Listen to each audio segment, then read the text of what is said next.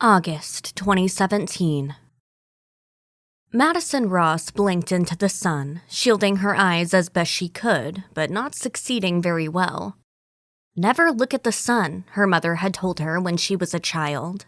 But that didn't prepare you for the day your richer-than-God college friend would invite you to his private island, and you had to stand at a small airport waiting for a freaking helicopter to land. Life always managed to throw things at you to break the rules, didn't it? Where will it be coming from? She turned to face her fiancé, Russell Stone. She loved saying his name, even just inside her mind. They had known each other since college too, and he had gotten his own invite right from Cal Trove. It had taken a long time and lots of twists and turns to get here with him, and the ring she wore on her finger indicated they would never be apart again. I think from that way? She said, pointing into the sun. That's where his island is, right? His island, Russell said with a cockeyed smile. Can you fucking believe Cal, the nerd we could barely tolerate in college, has his own island? Yes, she replied.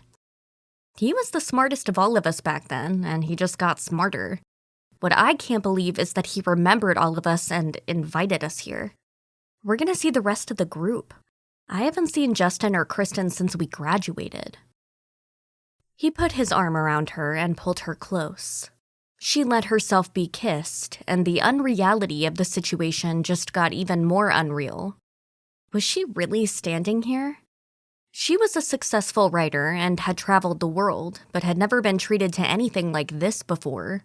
No private islands, no helicopter taxis. There were 5 of them in college, all of them attending St. Louis Polytechnic Institute of Technology, and all prepared to take on the world and change the world and turn the world into their own image through the use of science and technology. Blah, blah, blah. It was only Cal who had managed to do it. Everyone knew Cal Trove, of course.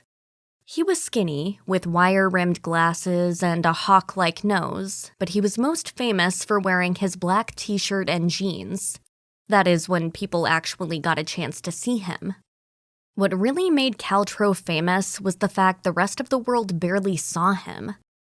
Although he had representatives for his company stand on a dark stage introducing the newest, fanciest phones and technology, hardly anyone saw the master himself. People worshipped him, and if anyone had a smartphone in their pocket, it was probably a Trove Industries smartphone, running the latest version of the TOS, Trove operating system, while sitting next to their computer or laptop that was also running a version, and watching TV streaming movies from their Trove box next to their Trove TV. He was the great technology recluse, a kind of J.D. Salinger of the tech world. Cal, of all people, the nerdiest, barely tolerable skinny turd who drove them all crazy in college with his ideas of changing the world, how he would do it, then regaling you with his thoughts about Batman, the Joker, and how their dynamic was really a biblical allegory. He had been from a poor family, ending up at one of the best technology schools in the country thanks to luck, student loans, and a scholarship. Now here they were, about to visit the island.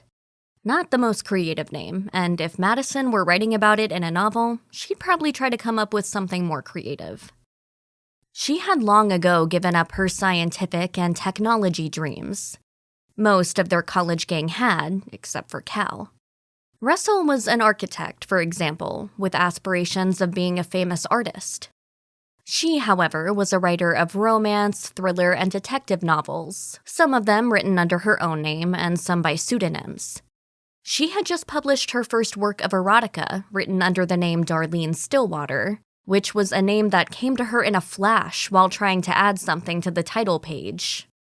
Buzz was high on it, and it looked like it might become her biggest seller yet. Hear that? Russell asked. She did indeed. An odd sound like a giant, angry insect combined with the roar of a small jet. She put her hand to her forehead, and immediately, a dark shape blotted out part of the sun.